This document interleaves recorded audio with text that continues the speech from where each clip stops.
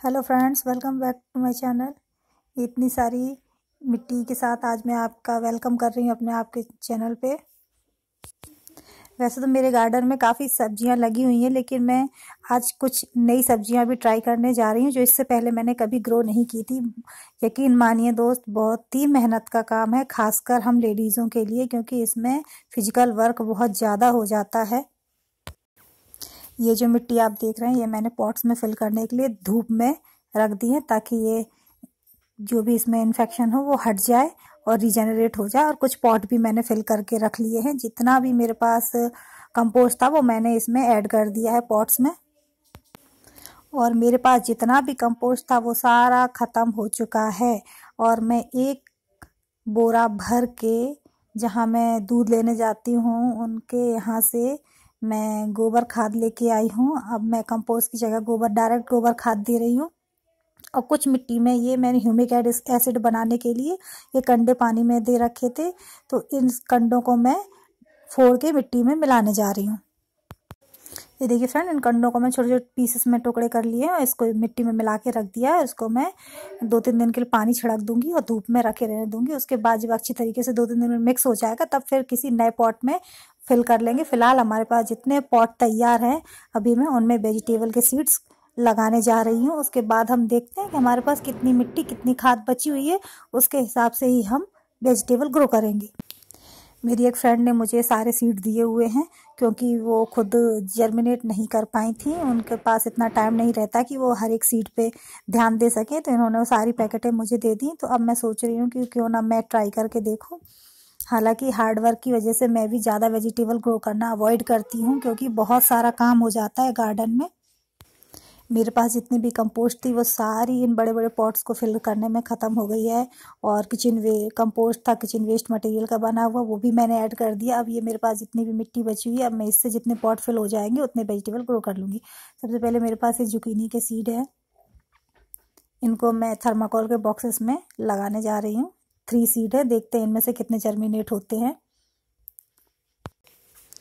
इसके बाद ये मेरे पास ब्रोकली के सीड है, तो ब्रोकली को ये जो मेरे पास पॉट तैयार रखा हुआ है, मैं 2-2 सीड करके उसमें लगा दूंगी, क्योंकि पता नहीं है कि सीड जर्मिनेट होंगे या नहीं। हम इनको ज़्यादा गहराई में नहीं लगाएंगे। सीड की मोटाई या साइज जो होता है उसी के अकॉर्डिंग हमको उसको उतनी ही गहराई में दबाना चाहिए। ज़्यादा अंदर दबाएंगे तो सीड जर्मिनेट नहीं होगा, इसलिए थोड़ा थोड़ा हल्का हल्का होल करके 2-2 सीड हर एक होल में लगाती जाऊंगी, ताकि 2 में से एक तो जर्मिनेट हो ही जाएगा। चलिए, और अगर हमारे ज़्यादा प्लांट जर्मिनेट हो जाते हैं तो हम इनको रिपोर्ट भी कर लेंगे। फिलहाल मैं देखती हूँ कि इनमें से जर्मिनेट होते कितने हैं, उसी हिसाब से मैं ज़रूरत से ज़्यादा ही सीड डाल रही हूँ, ताकि उसमें से कुछ प्लांट तो हमारा सही सलामत ग्रो हो जाए और हमारा काम चल जाए। नेक्स्ट मैं लगाने जा रही हूँ, इसके बाद मेरे पास कैरोट के सीड हैं और बीट रूट के भी सीड है मेरे पास, तो उनको भी मैं ग्रो करने जा रही हूँ। आपने थंबनेल में जितने भी सीड देखे होंगे वो सारे सीड मेरे पास अभी अवेलेबल हैं। अब मैं जो सीड पॉट के अकॉर्डिंग, मेरे पास पॉट साइज़ क्या है और कितना मटेरियल अवेलेबल, उसके हिसाब से मैं सीड ग्रो करूँगी। सारे नहीं ग्रो करने वाली हूँ मैं। विंटर में हम चुकंदर, सलजम, गाजर, मूली, पालक, ब्रोकली, कैबेज और जुकीनी, ये सारे वेजिटेबल के प्लांट्स ग्रो कर सकते हैं। डिपेंड करता है कि आप इनमें से कितने को सक्सेसफुली हैंडल कर सकते हैं। मैं सलजम नहीं ग्रो कर रही हूँ, क्योंकि मुझे पसंद नहीं है, ना मेरे बच्चे खाते हैं, इसलिए मैं सलजम अवॉइड कर रही हूँ। मैं चुकंदर लगा रही हूँ। इस पॉट को अभी मैंने तैयार नहीं किया था, तो इसमें मैं थोड़ा सा ऊपर से नीम खली डाल दी है मैंने, ताकि हमारे सीड में फंगस ना लगे। और पहले मैं इसमें पानी डाल दे रही हूँ, ताकि बाद में पानी ना देना पड़े, वरना अगर हम सीड डिस्टर्ब हो जाते हैं, इसलिए पहले पानी देना और बाद में सीड लगाना ज़्यादा बेटर होता है। मेरे पास 2 कलर के कैरोट के सीड अवेलेबल है, तो दोनों सीड में एक ही पॉट में लगाने वाली हूँ, क्योंकि इस पॉट में गहराई काफ़ी अच्छी है, जो कैरोट के लिए काफ़ी अच्छी है। एक मेरे पास डार्क रेड है और एक मेरे पास ऑरेंज टच में 2 कैरोट के सीड है, दोनों में इसी में लगाने वाली हूँ। इतना काम करने में मुझे काफ़ी हार्ड वर्क हो चुका है फ्रेंड्स। मेरे दोनों शोल्डर दर्द कर रहे हैं, क्योंकि मैं 1 बोरा खाद लेके आई हूँ, इतनी सारी मिट्टी मैंने प्रिपेयर की है, इतने पॉट मैंने फिल किए हैं। हम आज के लिए मेरे लिए बहुत हार्ड वर्क हो गया, इसलिए मैं बाकी सीड को जब मेरी हेल्थ मुझे परमिशन देगी तब मैं ग्रो करूँगी, अदरवाइज़ मैं रहने दूँगी।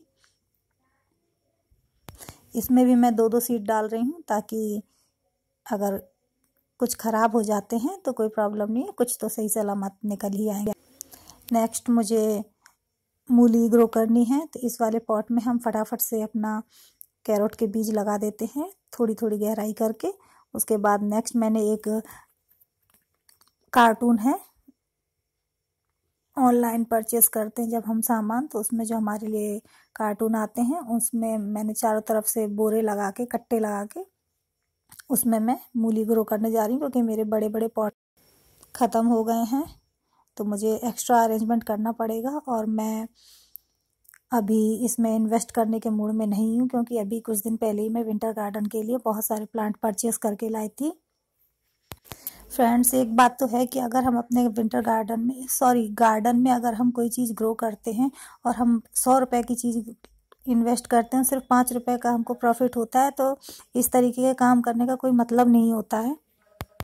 एटलीस्ट हमारी कोशिश यही होनी चाहिए कि गार्डन में हम कम से कम खर्चा कर सकें, और इतना तो हम जितनी हम मेहनत कर रहे हैं उसकी भरपाई तो हमें हो ही जाया करे। अगर गार्डनिंग एक ऐसी चीज़ है जिसमें आप जितना ज़्यादा चाहें उतना ज़्यादा इन्वेस्ट कर सकती हो, जितना बचाना चाहें उतना बचा सकती हैं, ये आपके हाथ में है। इसलिए इन वेजिटेबल को ग्रो करते समय मैं ये देख रही हूँ, और इसी तरीके से मैं इनको ग्रो कर रही हूँ ताकि मुझे ज़्यादा इन्वेस्ट ना करना पड़े, क्योंकि अगर ये सीड ग्रो नहीं होते हैं तो मेरे सारी मेहनत वेस्ट जाएगी, प्लस इनमें जो अमाउंट लगा हुआ वो वेस्ट जाएगा। इसलिए मैं कम बजट में अपना वेजिटेबल ग्रो करना चाह रही हूँ। मैंने 10 रुपये की पालक की सीड लाई थी, और उस 10 रुपये की पालक को मैं 10 बार हार्वेस्ट कर चुकी हूँ और इधर उधर बांट भी चुकी हूँ। तो इस तरीके के जब हम कोई वेजिटेबल ग्रो करते हैं जिसमें हमको काफ़ी अच्छी हार्वेस्टिंग मिल जाती है और हमारा अमाउंट भी कम लगा होता है, तो उनको ग्रो करने में हमको कोई तकलीफ़ नहीं होती, हमको खुशी मिलती है। लेकिन अगर हम कुछ महंगा इन्वेस्टमेंट कर देते हैं गार्डन में और उसके अकॉर्डिंग हमको फ़ायदा नहीं मिलता, तो हम थोड़े निराश से भी हो जाते हैं। इसलिए हमारी कोशिश होनी चाहिए कि हम आंख बंद करके गार्डन में इन्वेस्ट ना करें, उसका फ्यूचर देख के या उसके साथ नेगेटिव और पॉजिटिव जो भी चीज़ें हैं उन सबको एनालाइज करके तब हम उसका यूज़ शुरू करें गार्डन में।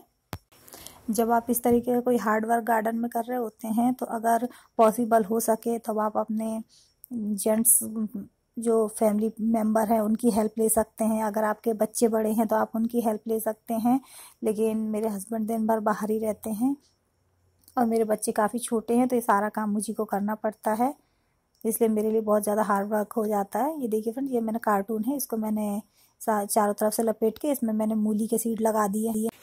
अब जब भी मैं ये सीड ग्रो हो जाएंगे, देखती हूँ 7 दिन में, 10 दिन में, आई होप कितने दिन में ग्रो होते हैं, उसके बाद में इसका अपडेट आपको ज़रूर दूंगी। अगर मैं इसमें सक्सेस हुई तो भी, और नहीं जर्मिनेट हुए तो भी, और मैंने क्या गलती की इनको जर्मिनेट करने में और ये किस लिए जर्मिनेट नहीं हुए, मैं सारी चीज़ें आपको अपडेट नेक्स्ट वीडियो में बताऊँगी।